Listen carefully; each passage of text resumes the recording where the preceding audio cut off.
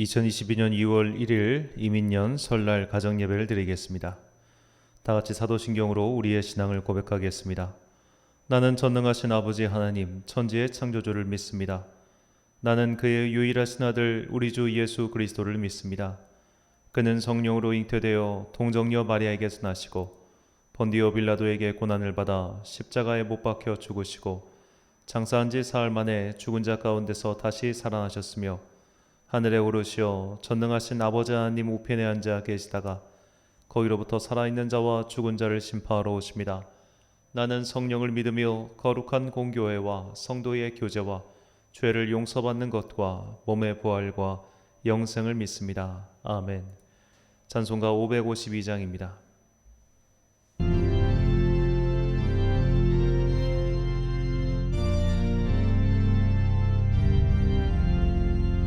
아침 해가 돋을 때 만물 신선하여라. 나도 세상 지낼 때 햇빛 되게 하소서.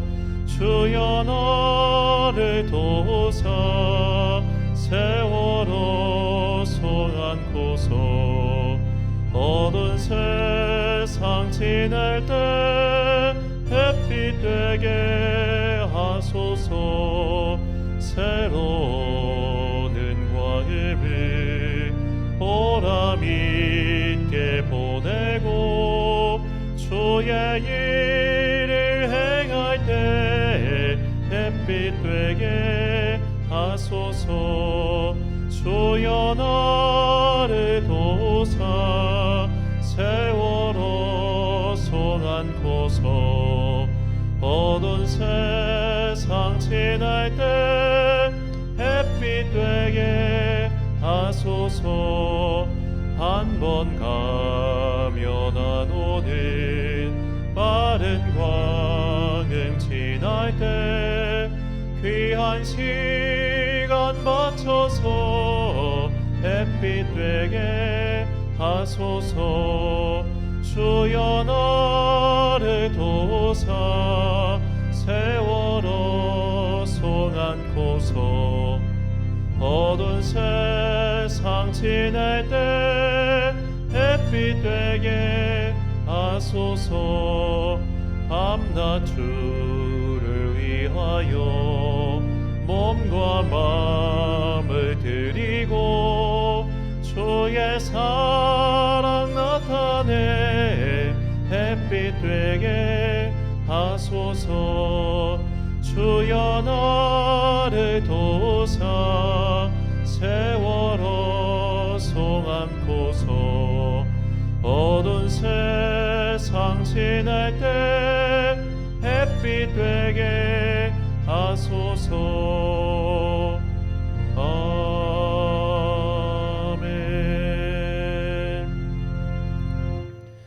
가정 예배를 위하여 기도하겠습니다. 가정에서 대표 기도자를 세우신 분들께서는 잠시 영상을 멈추고 대표 기도자께서 기도해 주시고 없는 분들을 위하여 또 제가 기도하겠습니다. 사랑과 은혜가 풍성하신 아버지 하나님, 새해가 시작되었습니다. 양력으로 새해와 달리 이 음력 새해는 정말로 우리의 마음을 새롭게 담는 시간일 수밖에 없습니다. 이민년 이 밝아오는 새해에 우리가 정말로 다시 한번 주님께서 우리에게 주신 믿음을 점검하고 이 믿음을 더욱더 발전시키는 성장하는 한 해가 되게 하여 주시옵소서. 2년 동안 우리를 괴롭혔던 코로나가 이제 절정을 향해 치닫고 있습니다.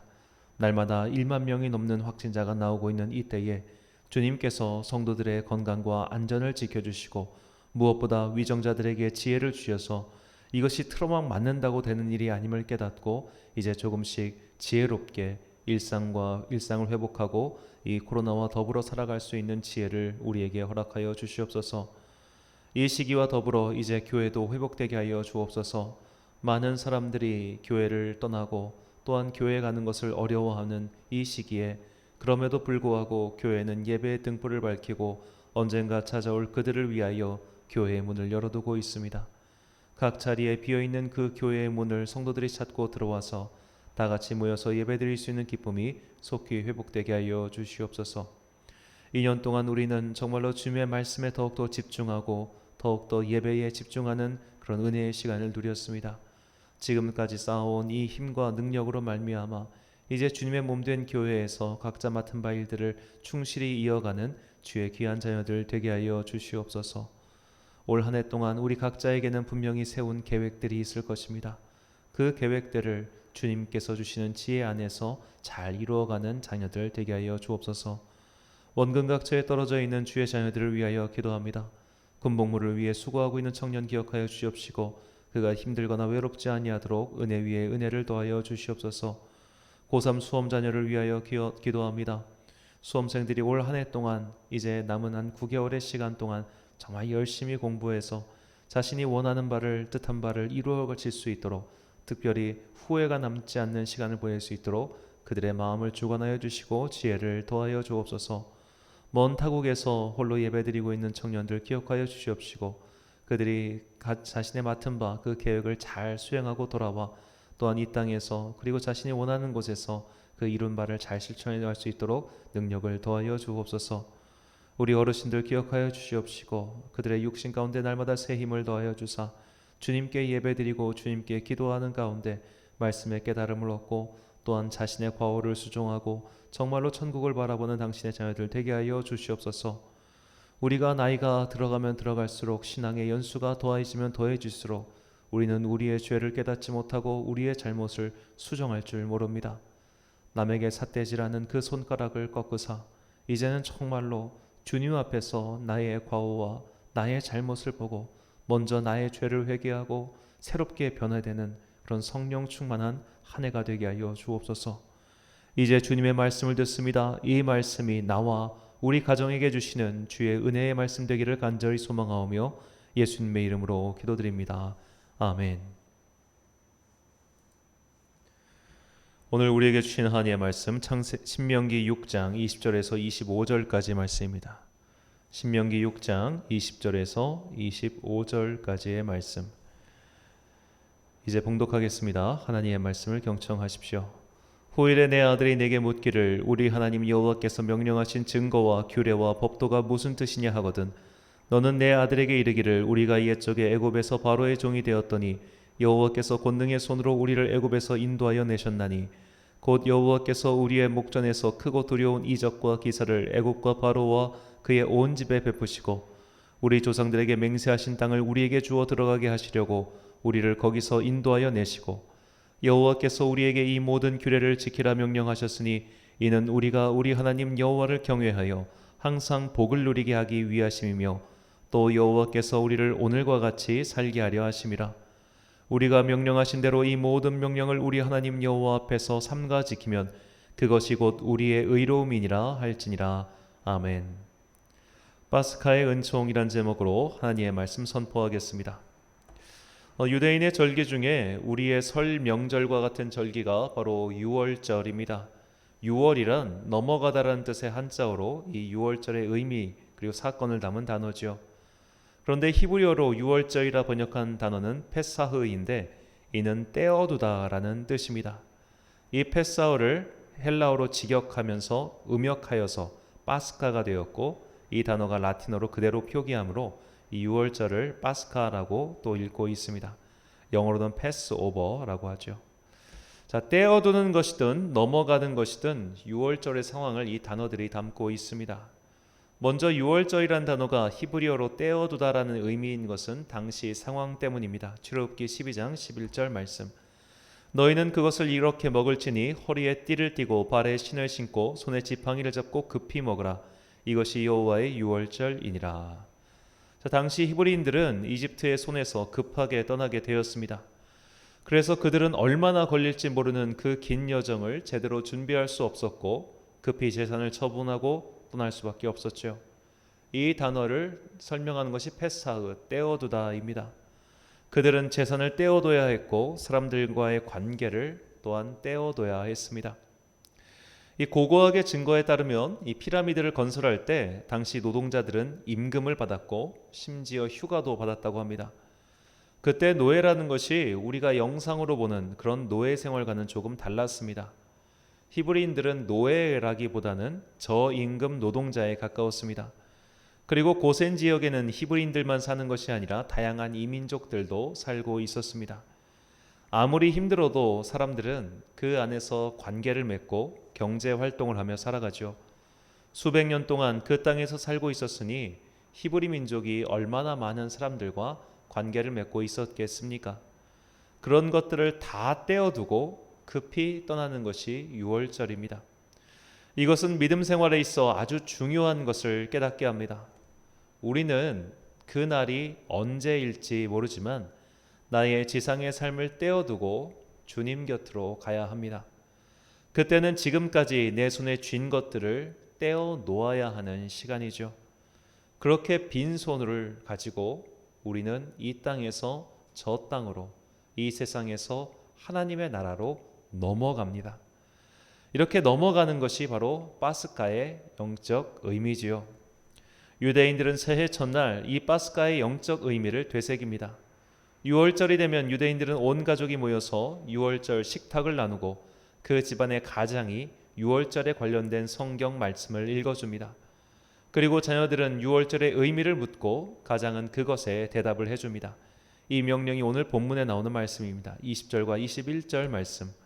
후일에 내 아들이 내게 묻기를 우리 하나님 여호와께서 명령하신 증거와 규례와 법도가 무슨 뜻이냐 하거든 너는 내 아들에게 이르기를 우리가 옛적에 애굽에서 바로의 종이 되었더니 여호와께서 권능의 손으로 우리를 애굽에서 인도하여 내셨나니 아멘. 자, 이것은 단순한 정보 전달이 아닙니다. 만약 정보 전달을 위해서라면 그냥 성경책을 읽어라 라고 말하면 그만이죠. 혹은 식탁에서 간단히 기도하고 또 함께 그냥 공부하면 되는 일입니다. 하지만 너도 알고 나도 아는 내용을 굳이 1년에 한 번 있는 온 가족의 식탁 모임에서 가르치는 이유는 신앙의 전승이란 입에서 입으로 가는 것이 아니라 인격과 인격을 통해서 이루어지기 때문입니다. 신앙의 전승은 지식의 전달이 아닙니다. 내가 믿는 하나님을 자녀와 후손에게 전하는 겁니다.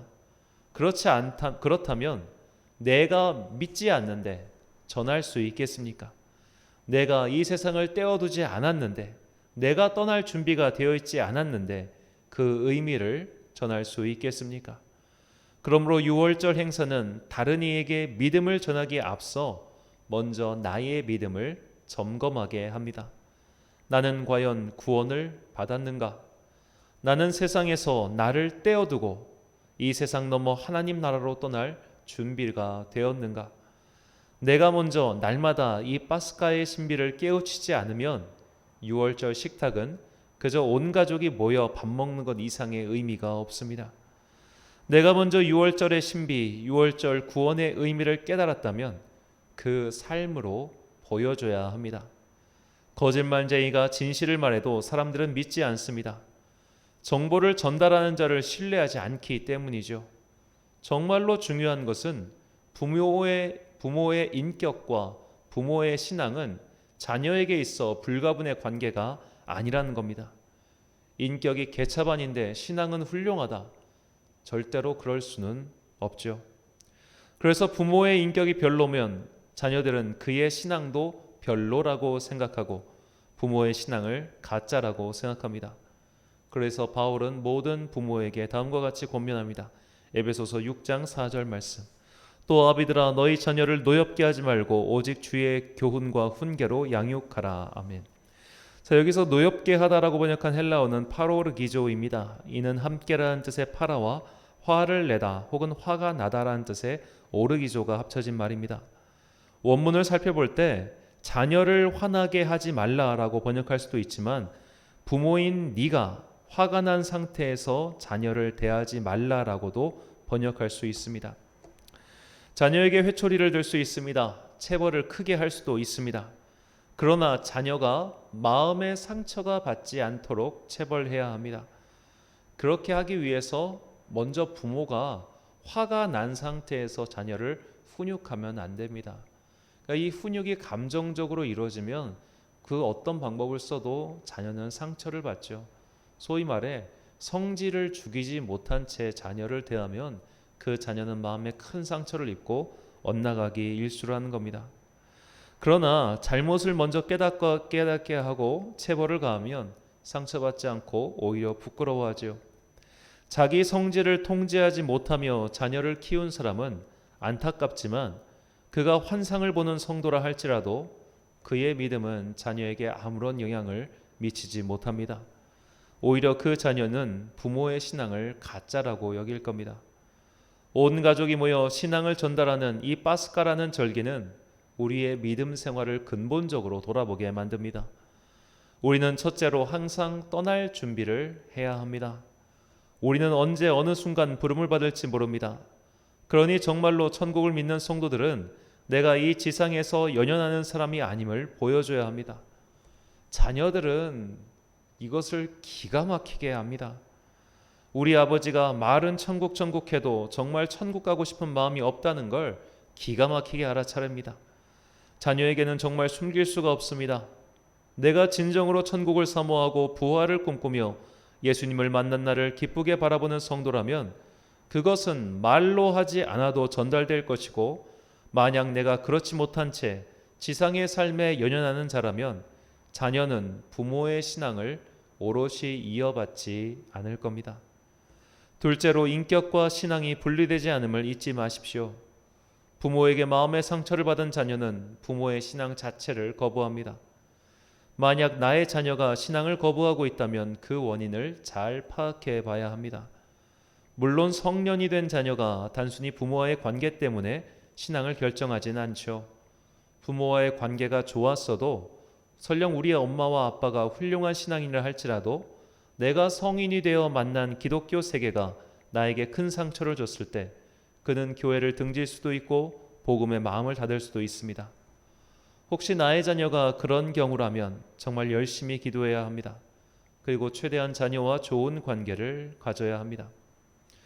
자, 우리가 참 착각하기 쉬운 것이 부모와 자녀의 관계는 자동적으로 좋은 관계가 되지 않습니다. 그냥 얻어지는 것도 아닙니다. 상호 간의 노력이 필요합니다. 부모답지 않은 자가 부모의 권리를 얻을 수 있겠습니까?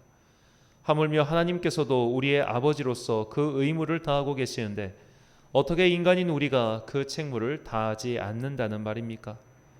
먼저 신앙을 받아들인 자는 선배로서의 책임이 있는 겁니다. 우리는 예수님께서 하나님의 아들이라는 권위로 우리를 강압하듯 믿게 하신 것이 아니라 사랑의 본을 보여주심으로써 믿게 하셨음을 잊어서는 안 됩니다. 요한복음 14장 14절과 15절 말씀입니다. 내가 주와 또는 선생이 되어 너희 발을 씻었으니 너희도 서로 발을 씻어주는 것이 옳으니라. 내가 너희에게 행한 것 같이 너희도 행하게 하려 하여 본을 보였노라. 아멘. 사랑하는 주님의 자녀 여러분, 믿음의 복된 가정은 거저 얻어지는 것이 아닙니다. 부모의 사랑과 자녀의 효도는 그냥 자동적으로 주어지는 것도 아닙니다. 믿음의 전승 또한 그냥 쉽게 되는 것이 결코 아닙니다. 이 모든 것은 상호 간의 노력이 필요하고, 그리고 언제나 먼저 노력해야 되는 사람은 부모입니다. 인격과 믿음은 분리 불가능입니다. 따라서 내 자녀에게 믿음을 전해주기 위해서 먼저 나의 믿음부터 점검하십시오. 나는 6월절의 원리를 깨닫고 그것을 실천하고 있습니까? 나는 이 세상의 목들, 이 세상의 만남, 이 세상의 인연을 다 떼어놓고 주님의 나라로 넘어갈 준비를 마쳤습니까? 지상의 삶에 연연하는 나의 자세를 바꾸지 않는 한 신앙의 전승은 요원합니다. 나의 인격은 예수님께서 보여주신 사랑의 본을 따라가고 있습니까? 내가 정말로 예수님을 사모하고 그분의 인격을 담기 위해 노력하는 삶을 살고 있다면 여러분의 자녀는 반드시 주님께로 돌아오게 되어 있습니다. 믿음의 눈물로 키운 자녀는 결코 실패하지 않는다는 믿음의 격언을 믿고 이 새해 먼저 나의 믿음을 바르게 세우고 내가 먼저 주님 닮은 인격으로 하루하루 자라가며 그렇게 하여 믿음의 자녀를, 믿음의 가정을 세워나가는 여러분과 제가 되시길 간절히 축원합니다. 기도하겠습니다. 사랑과 은혜가 풍성하신 아버지 하나님, 이민년 새해가 밝았습니다. 하나님께서는 6월절 절기를 통해 새해를 시작하라고 말씀하셨습니다. 이 세상에서 얻은 것들을 떼어두고 하나님 나라로 넘어가야 하는 성도의 본령을 다시 깨닫는 새해가 되게 하옵소서. 언젠가 주님께서 우리를 부르실 때 그 부름에 아쉬워하지 않고 응답하는 하늘의 백성들 되게 하옵소서. 내가 먼저 천국의 자녀로서 이 땅을 살아갈 때 나의 자녀뿐만 아니라 나의 주변 사람들이 그 모습을 보며 천국의 소망을 품게 될 것을 믿습니다. 믿음의 전승은 말이 아니라 인격과 행동에 달려 있음을 잊지 말고 인내와 성실, 기도와 눈물로써 믿지 않는 자녀를 주님께로 인도하는 믿음의 부모가 되게 하옵소서. 올 한 해도 우리 가정에 참 좋으신 우리 주님의 은총과 평강이 가득 임하시길 소망하오며 예수님의 이름으로 기도드립니다. 아멘. 찬송가 220장입니다.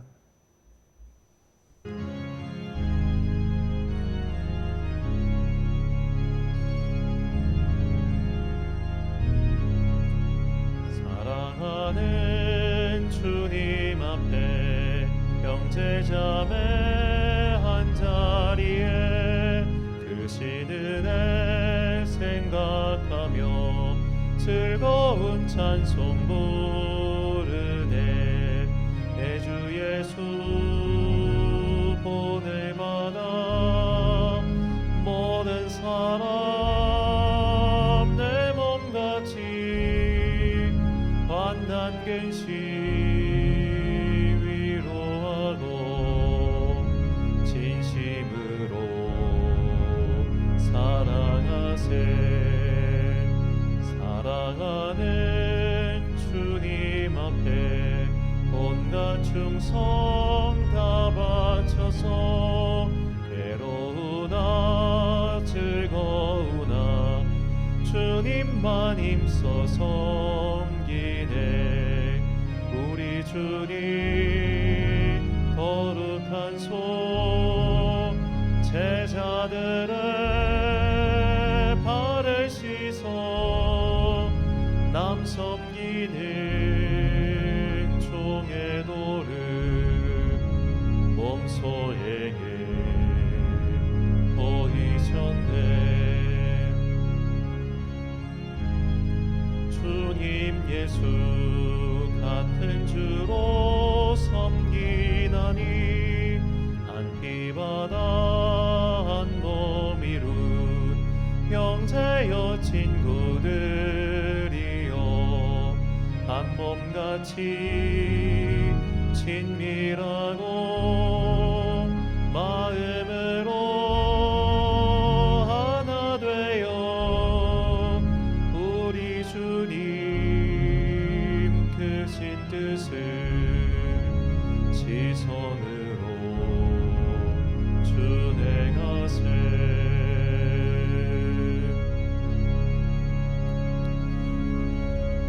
주기도 문하심으로 설 가정 예배를 마치겠습니다. 하늘에 계신 우리 아버지, 아버지의 이름을 거룩하게 하시며 아버지의 나라가 오게 하시며 아버지의 뜻이 하늘에서와 같이 땅에서도 이루어지게 하소서. 오늘 우리에게 일용할 양식을 주시고 우리가 우리에게 잘못한 사람을 용서하여 준 것 같이 우리 죄를 용서하여 주시고 우리를 시험에 빠지지 않게 하시고 악에서 구하소서. 나라와 권능과 영광이 영원히 아버지의 것입니다. 아멘.